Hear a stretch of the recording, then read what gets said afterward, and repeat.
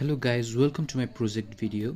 The title of my project is Fire Alarm, and as you can see that here is all the tool that is necessary for my project, and here's the code, and I have already uploaded the code to my Arduino.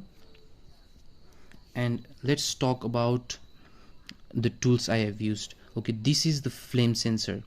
This senses the flame, and when it senses the flame, the buzzer sounds and the red one will lights up.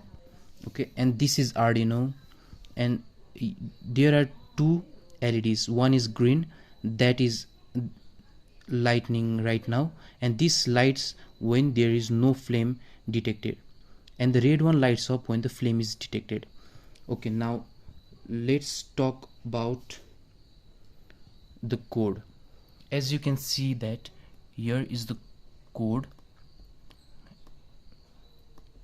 Yes, and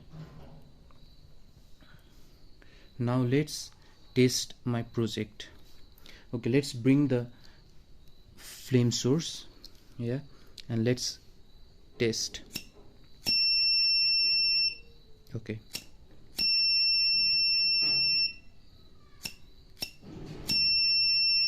Okay, this works perfect, and thank you.